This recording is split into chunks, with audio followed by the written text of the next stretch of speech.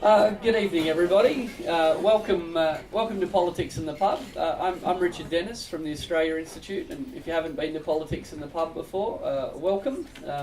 We put on Politics in the Pub about once a month, although I actually think we were here a few weeks ago. So yeah, if you haven't been before, welcome. If you have been before, welcome back. I'm emceeing myself tonight, which is always a bit dangerous, but. Myself and Tom Warne-Smith, who I'll introduce in a minute, we're both going to be talking tonight about the Trans-Pacific Partnership. But before I get underway, just a few logistics things. If you can turn your mobile phone off, that'd be great. We go for an hour, so I'm going to talk tonight for about 10 minutes or so. Tom's going to talk for 10 or 15 minutes, and then we'll throw over for questions. We will finish about 7 o'clock. And I'll apologise now. I'm going to race out the door tonight because I have a farewell dinner for a board member who's been on the board of the Australia Institute for 20 years. It's our 20th anniversary this year, and a guy called Hugh Sadler has been on our board for 20 years. So yes, happy birthday to the Australia Institute. But I do have to run because I don't want to be too late for his thank you dinner. So there's a couple of clipboards. Perhaps, actually, could you just grab that clipboard and pass it around? The best way to find out about Politics in the Pub is to make sure we have your email address. If you put your email address on there, we can tell you about upcoming events. And again, we will finish at 7 o'clock, but please don't rush off. It's Politics in the Pub. Stick around and have a beer and make a friend and talk about politics. So, as I said, I'm Richard Dennis from the Australia Institute. Tom Warne-Smith is a lawyer at the Environmental Defenders Office, and tonight we're going to be talking about the Trans-Pacific Partnership, the TPP. I'm going to talk about it. I'm an economist. I'm going to talk a bit about the economics of free trade and the kind of big picture about the TPP, and Tom's going to talk a bit about some of the environmental issues in particular, and we'll be happy to answer all of your quirky constitutional law questions. Isn't that what you said to me before, Tom? I hope some amateur constitutional lawyers are here to ask me questions. I'm just setting up my code speaker. So when it is time for questions, please stick your hand up. We'll bring a microphone to you and try to frame it as a question, not a long speech about the Constitution. Okay, so I just want to start with an overview of what the TPP is, and in turn why I think you should be far more concerned about it than perhaps the politicians and the media would have you be. The Trans-Pacific Partnership across the Pacific, it's a free trade agreement. It's an old FTA. It's a free trade agreement between Australia, the US, Japan, 12 other countries in the Asia-Pacific region. And a free trade agreement is an agreement between countries to reduce or change the restrictions that they have on trade between each other. And interestingly and importantly, increasingly these agreements actually require not just rules about trade between countries, but rules within countries. That is, in order to participate in the Trans-Pacific Partnership, you have to agree to a whole set of rules about what the fair way to run the economy is in your country. Now, Tom's going to talk about something called the ISDS, the Investor-State Dispute Settlement Clauses, and they are one of the examples of these, the way that these so-called free trade agreements are increasingly about what the definition of the right laws in the world should be, rather than anything to do with traditional notions of free trade. So let me start with the economics of free trade, and as I said, I'll hand over to Tom.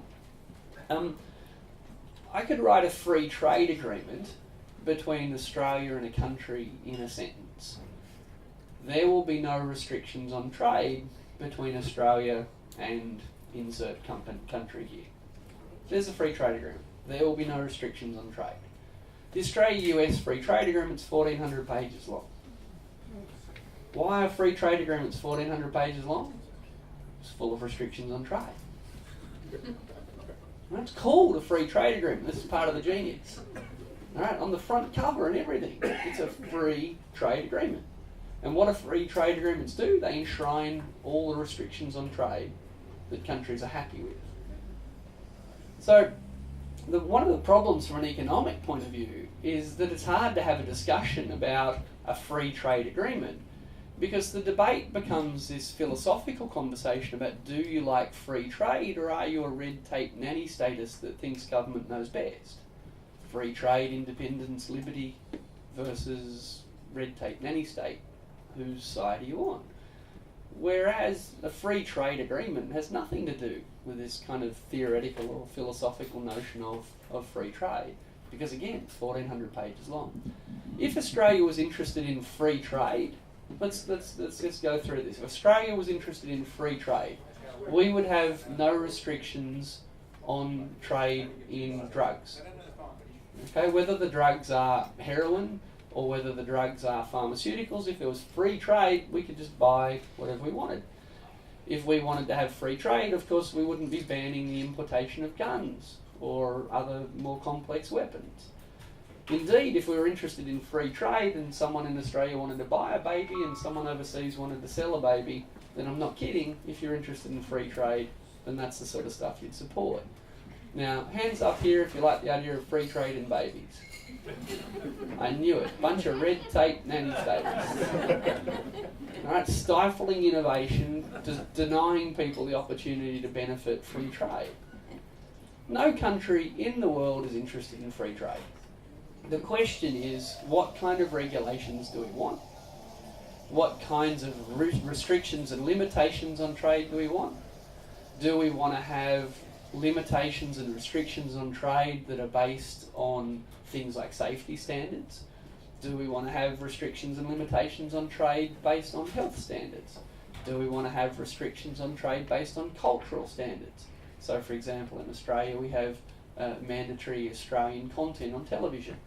That's what the Americans like to call a barrier to trade. Because what insisting that commercial television stations make some Australian content is doing is shrinking the world demand for American sitcom repeats. Okay? Because by forcing Channel 10, thank God say some, but I like Seinfeld, you know. By forcing Australian television stations to show a minimum amount of Australian content, American intellectual property owners, you know, the producers of these things say, well, hang on, you're restricting my trade. I'd like to sell more reruns. And you've shrunk the size of the rerun market by forcing them to play unique new Australian content. So restrictions on trade, as I said, they might be safety related, might be standards for how thick glass should be, might be standards for seat belts, it might be standards for baby capsules. It might be health related, it might be labelling related. You might think that in Australia we should be able to pass laws that say if it's got genetically modified content in it, that you have to put a label on that. An American food company calls that a restriction on trade. Alright, here's me just trying to export my stuff around the world, and here's you in Australia telling me I have to put something on a label. So let's just start at the beginning. All companies, I keep saying it's a slip, sorry, it's how broken our society is, I confuse companies and countries. All countries impose restrictions on trade. Some countries impose tougher restrictions on some sort of trade than others. Okay, I mean America likes to pride itself on being a sort of free trading kind of country, and in America, you know, land of the brave, home of the free. They never do that in America. In America, the libertarian instinct is so strong that the right to own an AK-47 is, you know, part of their national psyche. Of course, assault weapons need to be the sort of thing that houses own. In America, they've decided that individuals should make choices about whether they own those sort of guns or not. In Australia, we've been a bit red tape nanny status. That red tape nanny status, John Howard, in fact, said, no, we need to have fewer guns in our community. But those free trading Americans that trust individual spirit and are willing to take the odd risk with a machine gun, those same free trading Americans are terrified, absolutely terrified of that most potent and dangerous of substances called French cheese, right? Because it's not pasteurised. And man, that can really mess with your tummy. Right? That can really give you a tummy ache. So the American cheese industry, whilst Americans are okay with the risk of owning an AK-47, the American cheese industry are rather surprisingly quite uptight about the evil perils of unpasteurised French cheese. And that's okay, because countries make these sort of decisions all the time. But when we talk about free trade agreements, what we do is deny the possibility of having a meaningful conversation about what kind of restrictions do we want. Because we have this fake philosophical conversation about free trade versus the nanny state, rather than a specific conversation about, do I want tougher regulations on food labelling? Do I want tougher regulations on product safety? Do I want Australian television licence holders to have to show Australian content? All right. If we want to have a conversation about that, we can't. There's not much room in our public debate for it because of this phony dichotomy between so-called free trade and so-called regulation. When again, John Howard was the guy who said we need regulation to take guns out of the community. So the Trans-Pacific Partnership is just a big free trade agreement. It's been negotiated, as I said, between a lot of big economies. It really is a large slice of the world economy. But let me be clear, at the end of the Trans-Pacific Partnership, there will still be lots of restrictions on trade. I guarantee you that if you are talking to someone who likes free trade and likes free trade agreements, likes the TPP, just say, does that mean that when this deal's done, we'll be able to export rice to Japan? Because Japan does not import rice from any country. And Japan, at the beginning of this Trans-Pacific Partnership negotiation, said, I'm so into free trade, I'd just like to clarify at the outset that we will never import a grain of rice from any country. And they'll be in the deal at the end, and there'll be a clause in there that says no one's allowed to export rice to Japan. This is a farce. This is not a free trade agreement. What it is a bunch of countries sitting around saying, I'm willing to sacrifice this regulation in my country if you're willing to sacrifice that regulation in your country. I've got a 6-year-old. It's like a big game of Pokemon swap cards. Okay, it's like I'm willing to no longer protect my automotive industry if you'll stop protecting your such and such industry. That's what this is a game of.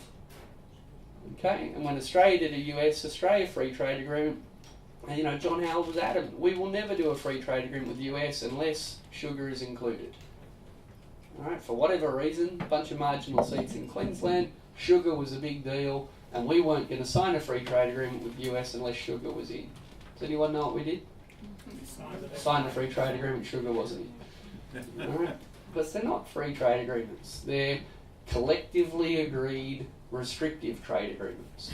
All right, they are a bunch of countries coming together to sacrifice politically powerless industries, politically powerless institutions in exchange for benefits for their politically powerful.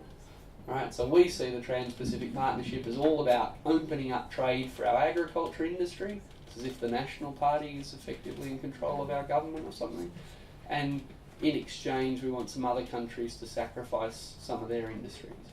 So in theory, I'm an economist, I don't actually hate trade, don't hate trade at all, there's benefits from trade.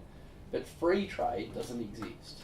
No one's ever pushed for it, we're not going to sign up for it, and as Tom's about to explain to you with this TPP, there's some very nasty surprises. So Tom, over to you. Thanks, Richard. Is that on? No? I'm going to turn it At the bottom? Yeah. Or if you want to use that. Okay, that's all good. Okay, one other thing that countries will trade, apart from politically weak industries, is favourable conditions for their state investors. So the thing that people get perhaps most worried about, apart from specific industry sectors, with the Trans-Pacific Partnership or with any free trade agreement, is what's called investor-state dispute settlement. This is Okay, so this idea was developed back in the 50s and 60s. The idea behind it is that lots of corporations have lots of money to spend on expensive infrastructure projects, and developing countries have lots of natural resources that require really expensive infrastructure and no money to build that infrastructure. But the big corporations didn't want to take the risk of investing in developing countries and spend their $5 billion building an oil rig, because a couple of times they built their oil rigs and the armies of those countries said, great, thanks, we'll have an oil rig and we'll keep the oil. So to combat that, they cooked up what's called an investor-state dispute settlement clause. The idea is that if the governments treat the investing corporation less favourably than they would treat their own nationals, or if they what's called expropriate that foreign company's assets by the regulations that they impose, the investor company can go to international arbitration and get compensation for their future profits.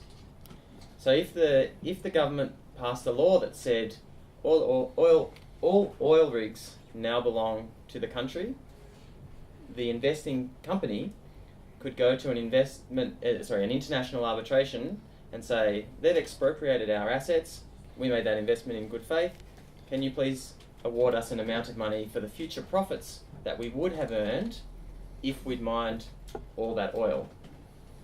There was an example recently where Chevron sued Ecuador, and then another company called Occidental Petroleum also sued Ecuador. Ecuador have had a really bad run in investor-state arbitration, and they were awarded $1.8 billion from Ecuador.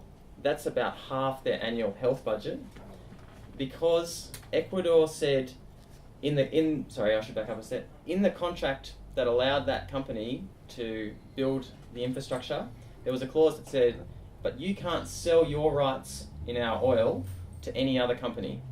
That's the condition. If you do that, we have the right to terminate the contract. And that was because they got burnt by Chevron, who ploughed through a whole lot of the Amazon rainforest. So, what did Occidental Petroleum do? They sold 40% of their stake to another Canadian company. And Ecuador said, well, you can't do that. It says explicitly in our contract that you can't do that. We're going to terminate the contract. And Oxy said, well, you might say that, but that's not really the rule. So we're going to go to international arbitration. And they did, and they won. And they won the biggest award ever of $1.8 billion. Ecuador haven't yet paid them, and there's still a lot of dispute going on about that. But you can see that this system is not a robust system that kind of operates like the Australian judiciary. This is a separate scheme that was developed by corporations to protect their interests. So from those beginnings, back in the 50s and 60s, when it wasn't used that much, there were only a handful of cases each year. Last year, I think there were about 200 international arbitrations lodged with the bodies that kind of run the behind-the-scenes processes. So the growth in these has been astronomical, and companies are increasingly willing to use them. The risk of them is that a company will make an investment, and then a government will legitimately say, hang on a second, we don't want you to do that anymore. A mining company might have a license to mine in a particular area, and all the residents might then say, hang on, we don't want this mining. And there might be an election, of which one party says, yeah, if we win, we'll stop the mining. And then if they win the election and change the law, the mining company could take them to international arbitration and be awarded their future profits, even though the law was legitimately changed in the best interest of the citizens of that country. So a lot of the criticism about investor-state dispute settlement clauses is that it limits the sovereignty of the countries, in that it limits the laws they can pass in their own citizens' interests. Also what it does is favour foreign corporations over domestic corporations. A domestic mining company, of which there are none, maybe one, Yep. Can't sue the Australian government for the loss of future profits. Only a foreign corporation can do that. So straight away, you've got this thing where the Australian government would sign up to an agreement that said, we're going to give a preference to foreign corporations over the companies of our citizens and the people that we're supposed to protect. And in fact, the red tape nanny staters at the Productivity Commission even said that this is just not, we recommend against this on that basis, purely on the basis that because it favours international companies, it doesn't favour competition and productivity in Australia. We recommend that you don't agree. And that was the Australian government's position. In fact, the United States-Australia Free Trade Agreement is the only developed country free trade agreement that doesn't have investor-state dispute settlement. And the only reason for that is because at the time the Senate said, we're not going to pass the enabling legislation that you need to sign up to this agreement if it contains an investor-state dispute settlement clause. So the US loves these. They've never lost, and their companies win a lot, and they all think that investor-state dispute settlement is fantastic. So they, at the start of those negotiations, they really wanted it and said, no, it has to have that. All modern free trade agreements have these clauses. But when we said, take it or leave it, we can't put one in, they folded, and we have the US free trade agreement that has no investor-state dispute settlement. I might just give you a couple of other examples of cases just to demonstrate how kind of appallingly these things work. There was a case a couple of years ago in Mexico where a company got a permit to build a toxic waste dump. So the federal Mexican government gave them a permit and said, you can build this waste dump here, that's fine. They started construction, and then all the locals were protesting and blockading, and it became a big deal.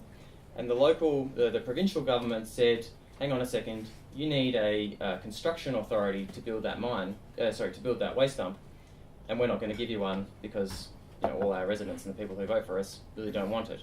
So they refused to give them the construction permit. So the company took Mexico to international arbitration, and the company actually won and were awarded $16 million for the future profits that they would have earned if they were able to operate that waste dump. So effectively, Mexico had to pay a United States company not to have a waste dump that their citizens didn't want. In Canada, there was an example where, similar to what I was describing before, there was an election and the party that won promised not to build also a waste dump. And in the legislation for that waste dump, they said, we'll pay you compensation because we recognise that you own the land at a certain value, and as part of our obligations under NAFTA, the North America Free Trade Agreement, we'll pay you the value of the land, not your profits, just the value of the land. So the company said, no, you can't do that. You've got to also pay us for our profits. And they went to international arbitration. Fortunately, they actually lost. So Canada won, but they did have to pay $3 million in legal fees to win. So even where governments win, it still has a huge cost. And the consequence of that is what's called regulatory chill. So these companies just threaten international arbitration and say, if you pass that law, we're off to international arbitration.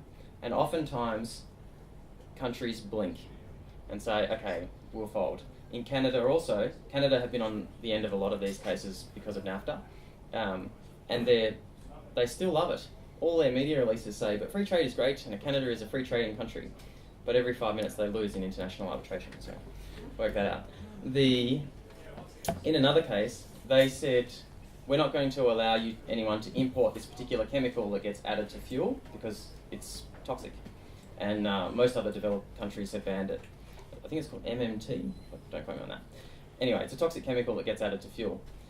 They passed legislation banning it, saying no one can import this chemical into Canada. The American company said, hang on, you can't do that. It's a restriction on trade, and we have a right to import this stuff. Went to international arbitration. They started the case. They wanted some hundreds of millions of dollars. Canada said, well, look, okay, we'll fold. We'll pay you $13 million to settle, and we'll put out a statement saying the health consequences of this chemical aren't proven. So that was the effect of it. Even though it didn't go to a judgment, Canada just folded and said, we'll pay you $30 million. And you can keep importing the chemical. You can still get it in Canada.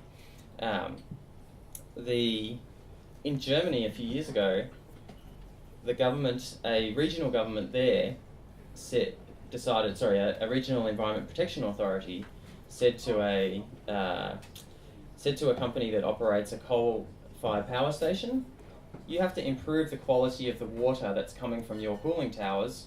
It's polluting the rivers in the area. So they changed their license and put some new conditions saying the water has to be a certain quality so you're not polluting our environment. And the company said, no, you can't do that. It'll cost us more money to meet that standard. So, you can't do that. That's you're discriminating against us and you're expropriating our asset and basically you're changing the rules on us and you can't do that. So they went to international arbitration. They started, and Germany ultimately folded. Again, they said, okay, look, we won't see this through, and they agreed on some compromised lower water quality conditions so that they didn't have to see through the whole arbitration. So the German rivers are getting polluted more than they otherwise would have because of what's called the Energy Charter Treaty that has an investor-state dispute settlement clause. So this is the way that they kind of work. It's the idea is it guarantees security, and it says governments can't change the circumstances on these companies, and if they do, companies can go to arbitration and get compensated. The arbitration is super expensive. Like I said, there was actually one case where the total legal cost, this was a case that Turkey was involved in, and the total legal bill from both sides was $21 million. They spent just on the lawyers' fees, and in that case, Turkey had to pay $9 million in compensation and $13 million in legal costs. So you can see that just having these clauses has a huge impact on what governments do. And that's exactly what corporations want. It just gives them another mechanism to say, you can't regulate in that way because it's going to damage our profits. So the reason that countries would agree to these is to attract investment. To say, we want you to invest in Australia, so we'll give you that certainty because the benefit is we get all this capital investment, it's good for our economy and it will create jobs. The real sticking point of that argument is that the draft of the TPP chapter that deals with this, the investment chapter that was leaked, actually says covered investments, so everything that this applies to, includes all foreign investments that already exist, right? Not in the absence of any ISDS. So these companies have already made their investment in Australia without any protection, but the TPP will give them a new protection that they've given us nothing in return for. Now, not surprisingly enough, all the corporations are super gung-ho to get this in because that's an amazing windfall for them. All of a sudden they've got this huge level of additional certainty that they didn't have. And by the way, I read the other day that half the value of Australian equities and bonds are owned overseas. So we have no problem attracting foreign investment. In fact, the only limitation to us in attracting foreign investment is the current government who, as you'll recall with the Archer Daniels Midland attempt to buy GrainCorp, said, no, we don't want your foreign investment. Even though you're going to spend $500 million on a new railway for us, we don't want that. So that's actually the only limitation, it seems in practice, on foreign companies investing here. Yet the government has now changed its position and said, we're happy to negotiate ISDS into the TPP. Before the government said no, it's a no-go zone. The current government said, sure, we'll do those. In fact, just a few weeks ago, we signed an agreement with South Korea that contains an ISDS clause, a slightly modified one from the typical version, but nevertheless it operates in a very similar way. How am I going for time? Yeah, whenever you're ready, but all right. So hopefully that gives you a bit of an idea about how ISDS works. Please ask questions because it's a complicated and convoluted scheme. Look, sorry, two things. One, could someone at the back see if there's a little present sitting in a stripy bag that I'm supposed to take to my board dinner tonight? I think I've left sitting on a table. Is there one up there? Oh, excellent, thumbs are up. And before I throw to a question, thank you, Tom. I learned a lot then, and I'd just like to restate something that Tom said in a slightly different way. What we're proposing to do is create a ratchet where we can reduce regulatory standards, no problem. We can reduce environmental standards, no problem. We can change laws that will increase the profits of companies, no problem. We can only change them in one direction. Right? So our parliament is free to make it easier for them, and can no longer make it in any way less profitable for them to participate in our economy, even if our parliament thinks we'd be better off. Right? So we look at, say, air quality, so we can improve air quality standards for citizens, and that's going to impose some costs on oil companies. We took lead out of petrol, you might remember. Well, doing something like that under an ISDS, well, that's the kind of ratchet that it's there to prevent. So for me, what really offends me about this stuff, and I really enjoyed your talk then, Tom. I'm more pissed off now. But you know what instinctively kind of concerns me is this idea that we're effectively creating a democratic ratchet. Our parliament can pass laws that will increase their profitability, but if it has the temerity to put consumers or citizens or the environment in both those protections ahead of profit, well, we can change the law, but you're going to go to court and you're going to pay compensation. So I really see this as a fundamental challenge to our democratic right for our parliament to make laws that are constitutional. Like, we already have constitutional protections for property. This is just a whole new set, which, as Tom said, only applies for foreign companies. And to put a political edge on this, it's hard to think of something less conservative than for a nation state to hand over this kind of power. I mean, you would think conservative governments, by definition, would be a little bit obsessed about the power of the nation state and the supremacy of the Constitution. In fact, here we're saying, Constitution, no worries, we'll let these international tribunals sort it out. Anyway, I just wanted to add that because I really enjoyed what Tom had to say. Peter's hand shot straight up, so I'll go to him first. We need a microphone. Microphone, Genevieve. Thanks for finding that little bag. I'm glad you're all such an honest politics. Hi. So thanks, Tom, and thanks, Richard. That was very interesting. Two things. I mean, Greg Hunt assures me that Australia is not going to give up its sovereignty to multinational transnational corporations. I'm sure. The two things. I mean, one is I'm wondering what the specific environmental impacts of a TPAA is likely, or the TPPA is likely to be. But I'm also interested, what can we do about it? Can everyone hear me if I just talk? Yeah. No? They'll yell at you, mate. So, there is, as Richard said, these things are huge. There are 28 chapters, reportedly. We don't really know. Actually, no one knows how big or what's in the TPP apart from what's being leaked, apart from about 600 corporate representatives of the 600 biggest companies in the world who have all actively participated in the drafting. But we don't actually know what the full impacts would be. But from the chapter on the environment that was leaked by WikiLeaks, we know that there will be nothing in the agreement to protect the environment in any way, shape or form whatsoever. So much so that even the US congressmen were concerned about this enough to say, hang on a second, we might not give you the particular authority that the president needs to negotiate this quickly, because ordinarily when the US signs these kind of agreements, it has binding environmental protections. They're pretty low, but there are nevertheless some. But in the case of the TPP, there are none.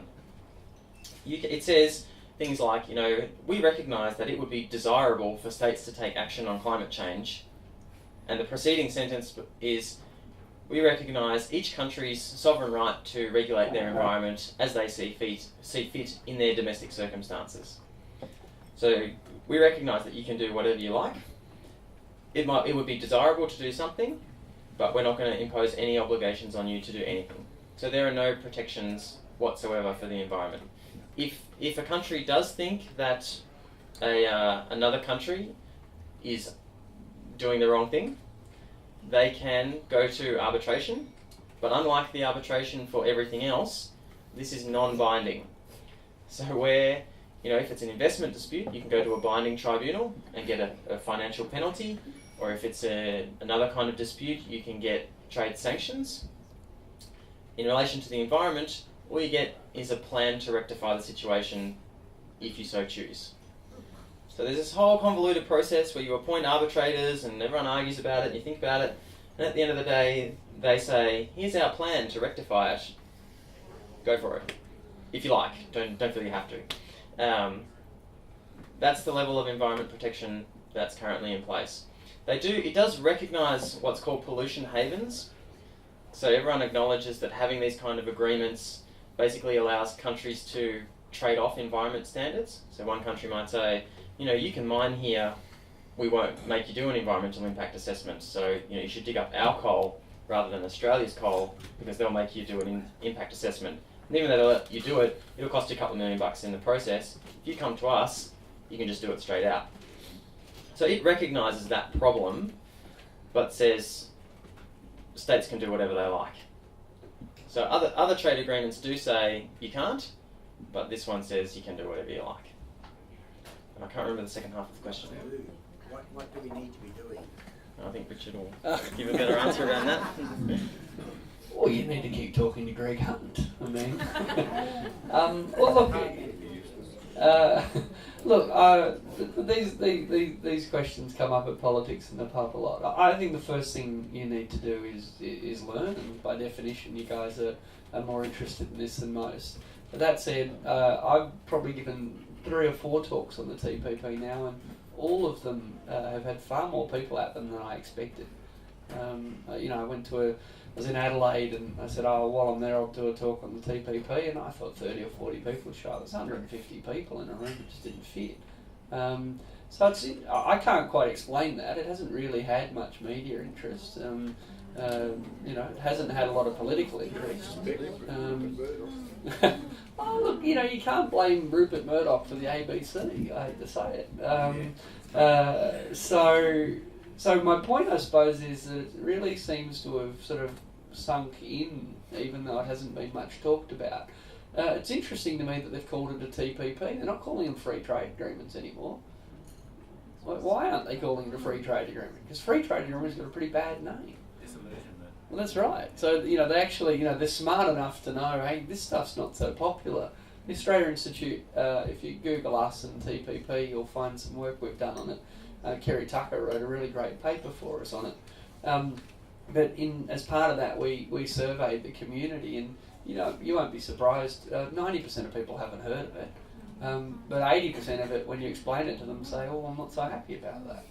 So I do think it's a classic democratic problem. Our parliaments are imperfect, but don't throw the Senate out. There's a bunch of libertarians and some strange bedfellows about to inhabit the crossbenches. No, there is. I just think it's if people want to sort of think in terms of predictable voting blocks, you will miss massive opportunities to influence the parliamentary process. So I think people need to talk to each other. I think we need to do the classic stuff of contacting parliamentarians, but I think we also need to, through whatever other groups we're a part of, whether it's an environment group or a community organisation or a union it doesn't matter. I mean, if you're worried that the government might never be able to change laws to improve your situation again, then you're worried about this stuff. And what was the phrase you used, Tom, about they get the policy freeze? Did you say? Oh, regulatory chill. Regulatory chill. Just the threat of this stuff. It gives them a reason to not do it. We call for something simple and they we might get challenged, or we might not be able to do. So it's a fantastic way to prevent what I think is desirable change. But sorry, that's not really a great answer, Peter. But I just think we need to get involved. I'll come to you down the front. I actually just want to ask Tom a quick question, and I hadn't thought about this until you spoke. What if Australia introduced a carbon price? Would we have to pay compensation to foreign energy companies? Potentially. Quite potentially. Get it? See how bad it is?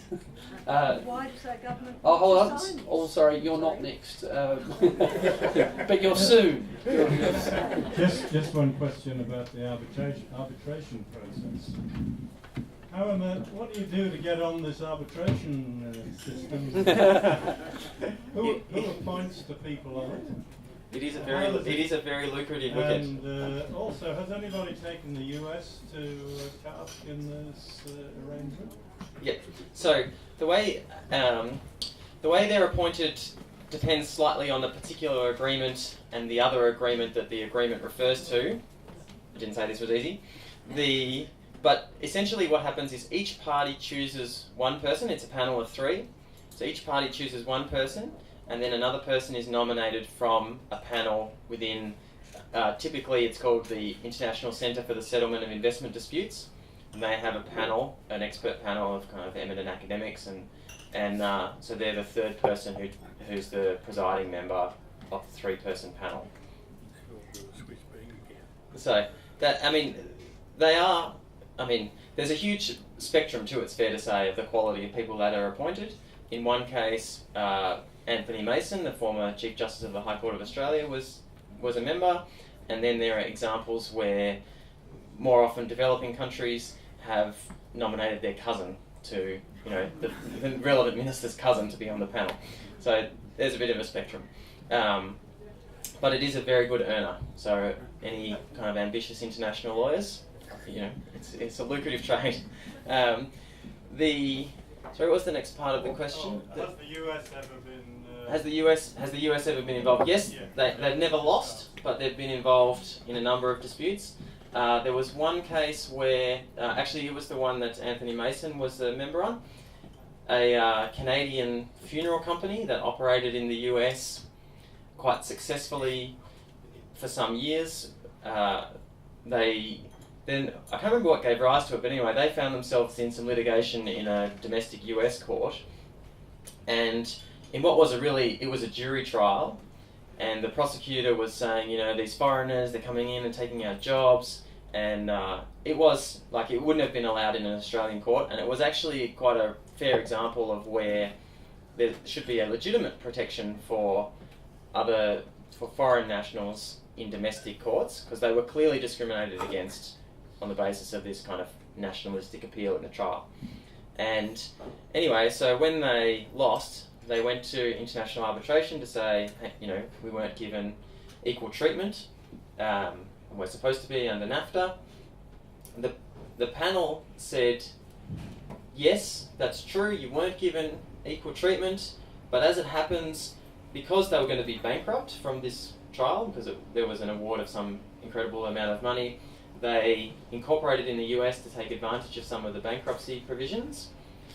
The tribunal said, but because you did that, even though it was after when the prohibited conduct occurred, this doesn't apply to you anymore, so we're not going to give you an award. So basically this was the tribunal saying, you're right, but we just can't bring ourselves to fight against the US. So the US really like it because, like I say, they've never lost. Okay. Why on earth does our government want to sign it? Yeah, why would anyone want to sign the Yanks? It's just about prioritising. They will trade off certain industries, and because other countries say we really want ISDS.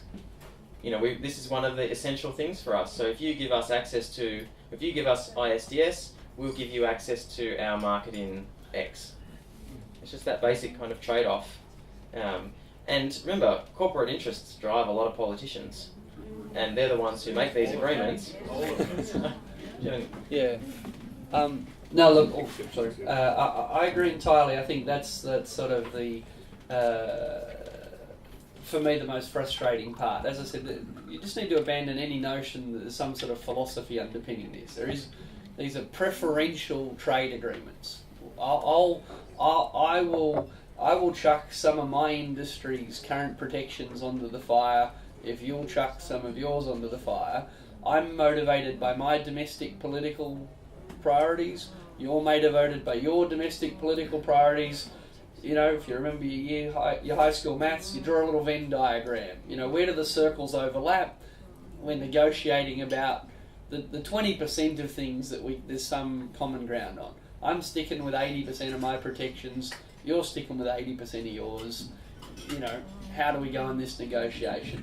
And to give you some context for how how pernicious and how problematic this is effectively the US has been playing a very long game in these negotiations. As Tom said, for every deal they've done, sort of for as far back as you can track, they've been playing this game. And for a little country that's insecure in the world, like Australia, doing a free trade agreement with the US is a big deal. Oh, hooray, hooray. Look, there'll be a photo opportunity. I get to go to the president's house. Seriously, like John Howard, it was a big political thing. So the question sort of becomes, what are insecure little countries willing to give up in order for the kind of status and the perception of close friendship that these deals entail? Now, again, the Americans have been playing a long game. So they've used these ISDS clauses for a long time to create effectively a global ratchet on regulatory change.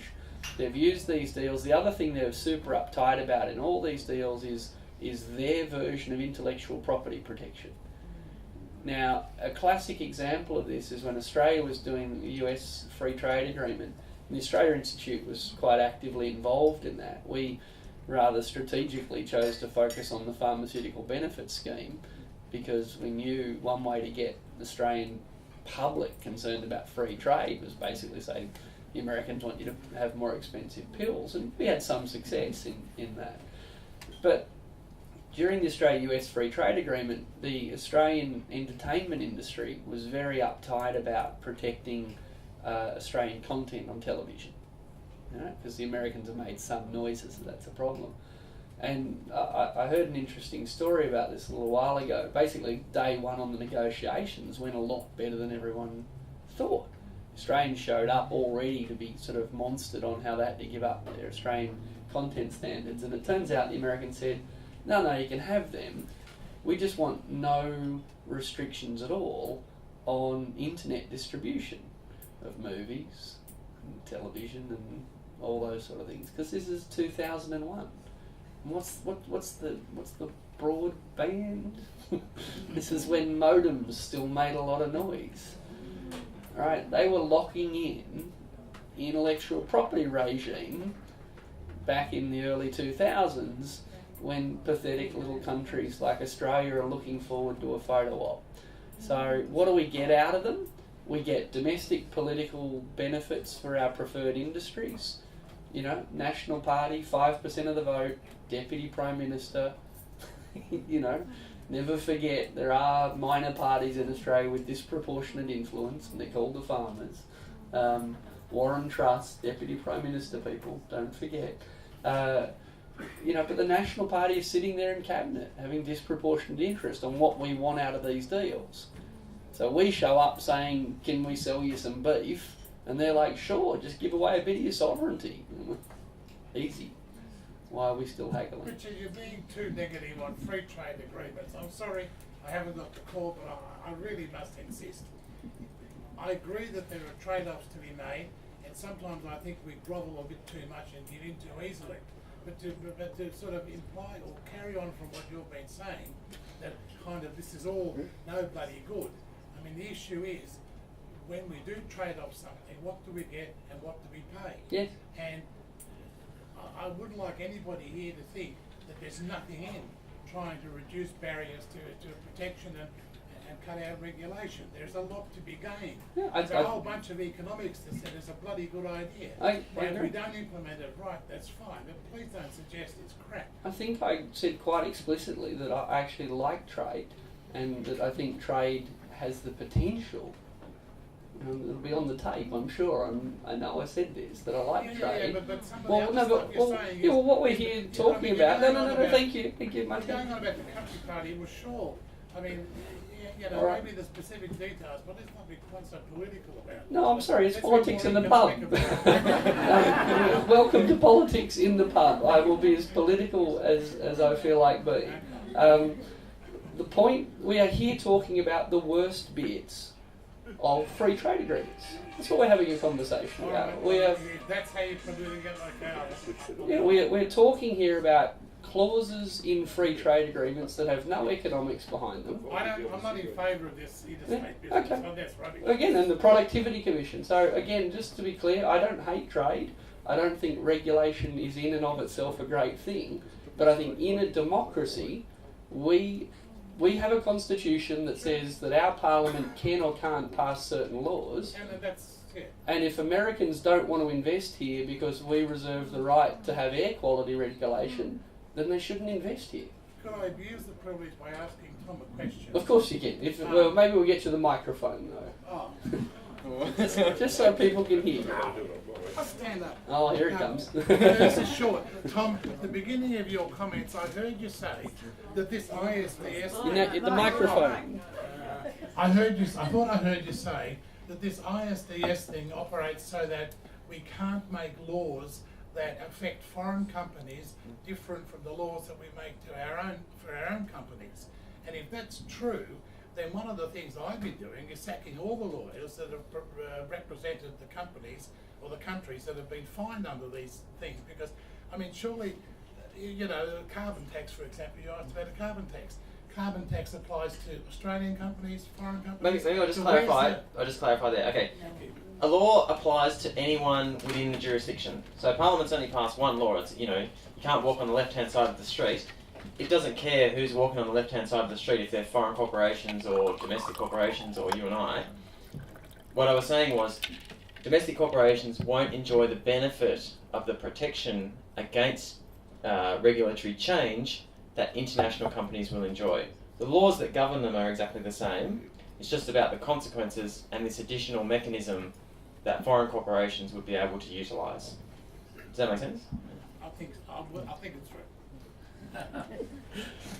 Well, Yeah. Oh, sorry. And then up. Yeah. Oh, thanks. This is really fascinating.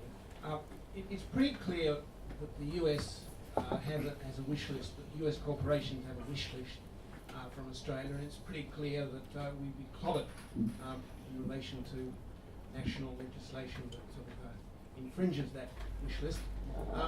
But as I understand, the purpose of the agreement is largely to use it as a Trojan horse against the Chinese, to get US interests or entry into the Chinese economy.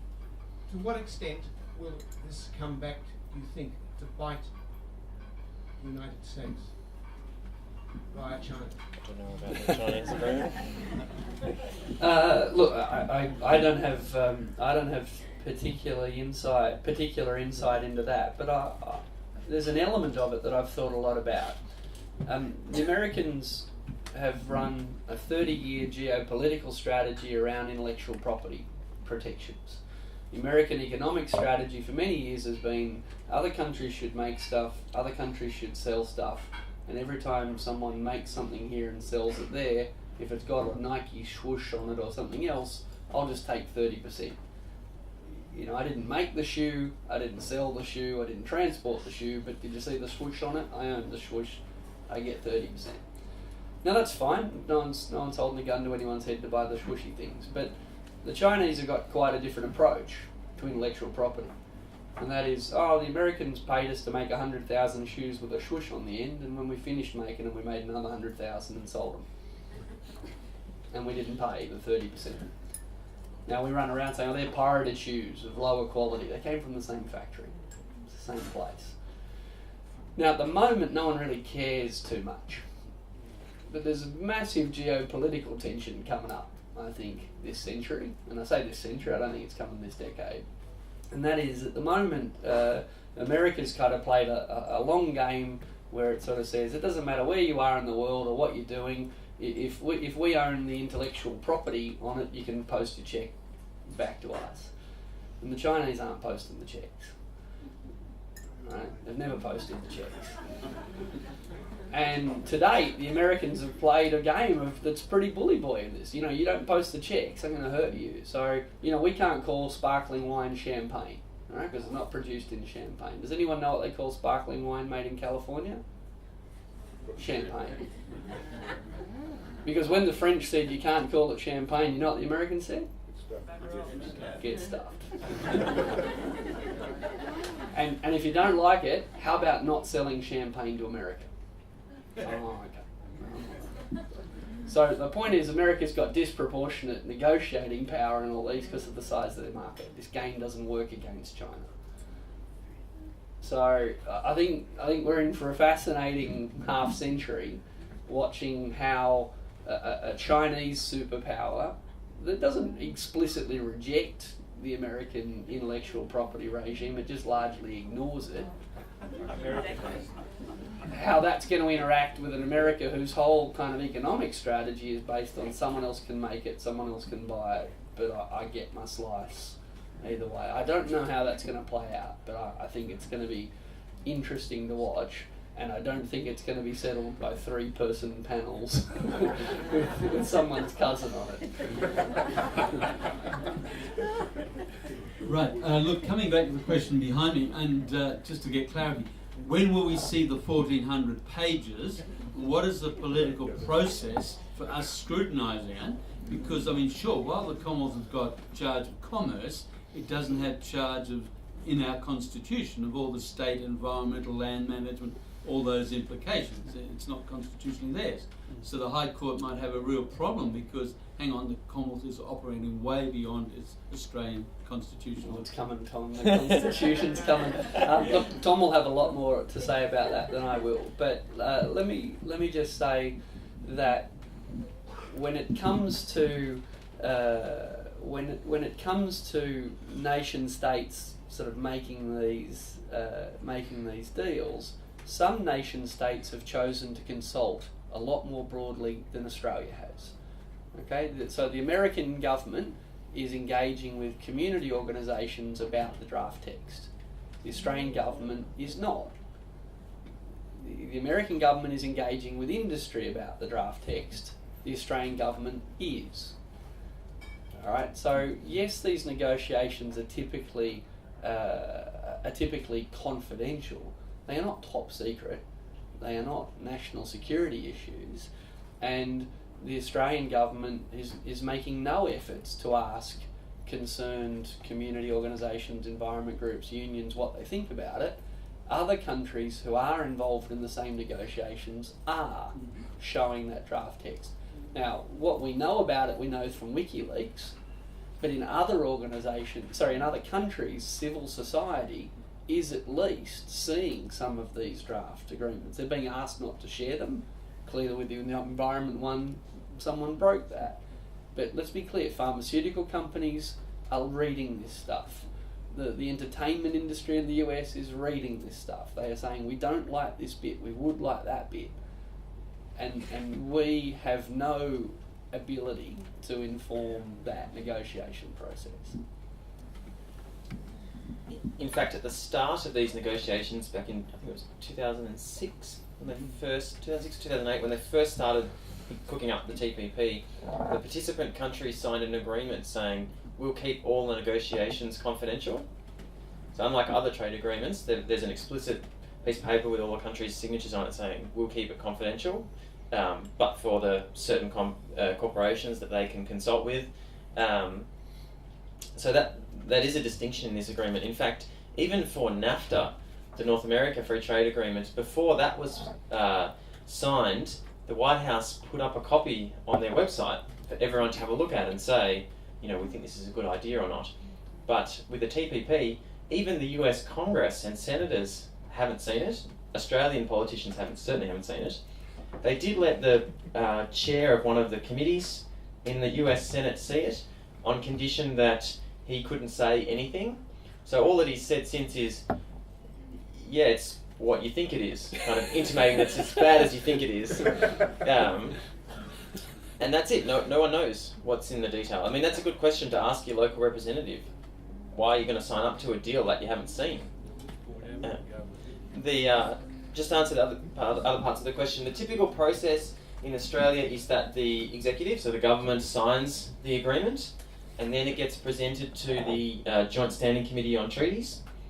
There's a public opportunity to comment to the committee, and the committee typically writes a report saying, we agree you should sign up to this, and we then ratify the agreement. there's no hard and fast rule. The executive could just sign up to the agreement, but the conventional process, and there's no reason to expect that won't be followed here, is that the Joint Standing Committee on Treaties does a review of the agreement. On the constitutional question, the Commonwealth Government, under the External Affairs power, does have the power to sign up to just about any international agreement that it likes. And as you'll remember in the famous Tasmanian Dams case, the High Court said that where a Commonwealth Government has signed up to an international agreement, it then, under Section 51, has the power to pass domestic laws to implement that agreement, and those laws trump the states. So, in signing this, it does give the Commonwealth the power to do it. What would happen if the Parliament said, no, we're not going to implement the treaty? Who knows? That would be an interesting question. But essentially, yes, the Commonwealth Government does have the power to do everything that they're doing. Sorry, I actually am a little bit confused about who is actually writing the treaty. If nobody knows what's in it or where it's coming from. And as to whether, I mean, of course, when you say member states, you mean countries. Yep. But it sounds to me like it's corporations Yep. who are writing the treaty, not countries. Interesting. They expect the countries to be the players. Yeah. In fact, in the environment chapter, there's one clause, in fact, is an identical copy of an argument that was used by a company in an international dispute about environmental regulation. So you can see where it's coming from. I mean, these are the companies that have access to it, and there is one clause in there about using environmental regulation as a disguised restriction on trade. That only comes because a company put it in a case in an international arbitration, and that's where this whole concept came up from. And now it's gone from just an argument in an arbitration to actually a clause in a treaty saying you can't disguise a trade restriction, however you would do that, by environmental protection. We are going to have to wrap up, but I do like the idea that maybe just the internet is writing the deal for us. The public servants are. There's the polite public servants sitting at the front. We can blame them for all of it, Sophia. I just want to make one point before I wrap up, and that is to emphasise. I appreciate the question you asked, and I did think in my talk I was clear about trade, but allow me to say something I think is simple and important. Trade is better than not trade. There's no doubt about that. And again, I thought I said that, but if I wasn't clear enough, I didn't. The idea that Australia wouldn't export any energy to any of the South Pacific countries that have no domestic energy, what would have happened to developing countries in the Pacific if we'd never supplied them oil or coal in the last 50 years? Well, I don't think that would have 50 years ago. I really don't. So my point is, some countries have things that other countries don't have. Some countries are good at making things that other countries aren't good at making, and trade is better than not trade. But the point I was trying to make, and I hope the point that has come through, is that the idea that there's this thing called free trade that we can cheer for, that there's a club that you're in, the free trade club, and that you're either for it or you're red tape nanny status, that's what I was trying to suggest. And as Tom pointed out, when the Productivity Commission says I don't like the sound of a clause in a free trade agreement, you're starting to unite a pretty broad group of economists who might have concerns about these things. So please don't interpret what I've said tonight as sounding xenophobic or nationalistic.